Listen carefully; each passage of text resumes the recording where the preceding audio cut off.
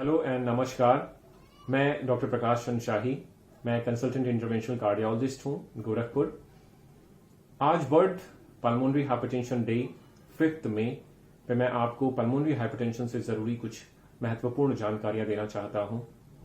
Pulmonary artery hypertension एक बहुत ही challenging बीमारी है मेडिकल फ्रेटर्निटी के लिए और बहुत ही इंटरेस्टिंग बीमारी है और ज्यादातर केसेस में ये मिसडायग्नोज रह जाती है। पल्मोनरी आर्टरी हाइपरटेंशन एक ऐसी कंडीशन है जिसमें दिल से जाने वाली जो फेफड़े की नसें होती हैं उनमें कुछ संकुचन पैदा हो जाता है किसी कारणवश। अब इस वजह से फेफड़े को जाने वाली रक्त की सप्लाई बहुत कम हो जाती है। इसकी वजह से, इस संकुचन की वजह से जो हार्ट का चैम्बर इस आर्टरी से जुड़ा होता है उसे हम right part of the heart कहते हैं, राइट एट्रियम में राइट वेंट्रिकल कहते हैं। इस राइट वेंट्रिकल को बहुत ज्यादा अब काम करना पड़ जाता है। काम करने की वजह से इसकी मांसपेशियां ग्रो करती हैं, इसका साइज ग्रो करता है और बहुत लंबे समय तक की इस परेशानी में यह हार्ट धीरे धीरे फेल होने लगता है। तो इस बीमारी को सही समय पे डायग्नोज करना, बहुत strong index of suspicion doctor को रखना भी काफी जरूरी होता है और पेशेंट को भी अवेयर रहना अपने सिम्टम्स के लिए जरूरी है। तो मैं ऐसे ही कुछ सिम्टम्स आपको बताऊंगा। इसकी जो सबसे मुख्य सिम्टम्स हैं इस परेशानी के, वो हैं चलने पे बहुत ज्यादा थकान हो जाना, सांस फूलना, थोड़ी दूरी चलने पे ही आदमी की सांस फूलने लगती है और वो बैठ जाता है और बैठ कर चलता है, जल्दी थकान हो जाना या लंबे समय तक सूखी खांसी बने रहना, कभी कभी खांसी में खून आ जाने की शिकायत हो सकती है। जो दूसरे सिम्टम्स बहुत कॉमन होते हैं उसमें गले में, आपके पेट में, पैरों में सूजन आ जाती है, जिसमें शरीर में पानी इकट्ठा होने की वजह से इन सब जगहों पे सूजन के रूप में ये चीजें दिखाई देने लगती हैं। बहुत एडवांस इस बीमारी के बढ़ने पे अचानक से बेहोशी आ जाती है, जिसे हम सिनकपी कहते हैं।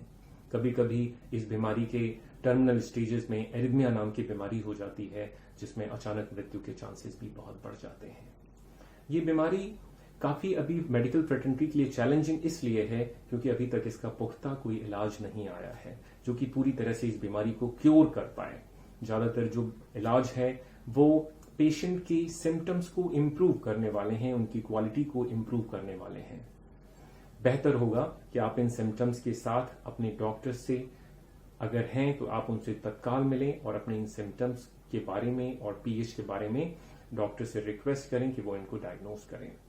इनको डायग्नोज करना भी बेहद सिंपल है, जिसमें अगर आपको ये सिम्टम्स हैं, अगर डॉक्टर के पास आप जाते हैं तो वो आपको कुछ बेसिक टेस्ट करेंगे, जिसमें ईसीजी हो सकता है, एको हो सकता है, चेस्ट एक्सरे हो सकते हैं, कुछ ब्लड टेस्ट हो सकते हैं और कुछ सीटी स्कैन करके हम आर्टरी में अगर कोई नसों में थक्के बने हुए हैं तो उनको हम उस कंडीशन में डायग्नोज कर सकते हैं। पीएच की कंडीशन साइंटिफिकली कई पार्ट्स में डिवाइड की जाती है, जिनके कई कारण हो सकते हैं। मुख्यतः 5 कारण इसमें दिए गए हैं। पहले कारण में अगर देखा जाए, पहले टाइप में, तो जिसमें कभी कभी कोई कारण ही नहीं मिलता है। कुछ इस तरह की कंडीशन होती हैं जिसमें लेफ्ट हार्ट की डिजीज की वजह से प्रेशर बढ़ जाता है, कुछ कनेक्टिव टिश्यू डिजीजेज हो जाते हैं, कुछ इन्फेक्शियस डिजीजेज होती हैं जैसे मोस्ट कॉमनली सिस्टोसोमियासिस है, एचआईवी है, जिनमें दिल का प्रेशर बहुत ज्यादा बढ़ने लगता है। कुछ कंडीशंस में हमें कारण का पता ही नहीं चलता है। तो ऐसी कंडीशंस में जो ट्रीटमेंट ऑप्शन है वो बेसिकली 3 होते हैं: जनरल ट्रीटमेंट, सपोर्टिव ट्रीटमेंट और pH specific treatment. General treatments में जो मुख्य चीजें होती हैं उसमें मेनली पेशेंट को बताया जाता है कि वो बहुत स्ट्रीनुअस एक्टिविटीज ना करें और अगर लेडी कोई प्रेग्नेंट होने जा रही है तो उसे प्रेगनेंसी से मना करना होता है।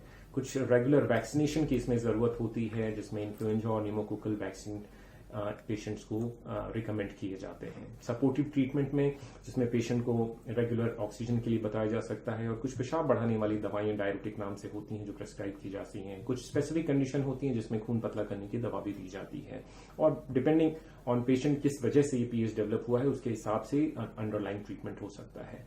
और जिनका पीएच बिना किसी कारण से है उनके पीएच स्पेसिफिक ट्रीटमेंट है, जिनमें 3 पाथवेज को मेनली टारगेट किया जाता है: नाइट्रिक ऑक्साइड, प्रोस्टासाइक्लिन और एंडोथेलिन। इनके लिए बहुत अच्छी मेडिसिन अभी लेटेस्ट अवेलेबल हैं।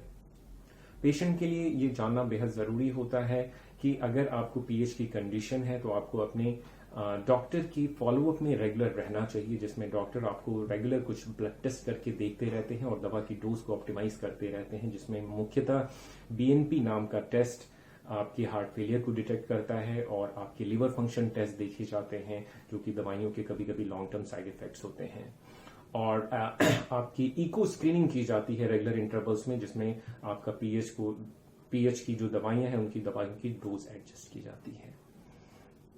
तो पीएच की परेशानी अगर आपको है तो आप जानकार रहें, अलर्ट रहें, और मुझे लगता है कि आप अपने क्लिनिशियन की मदद से अपने सिम्टम्स को कंट्रोल कर सकते हैं और अपनी लॉन्जेविटी को बढ़ा सकते हैं। बहुत बहुत धन्यवाद।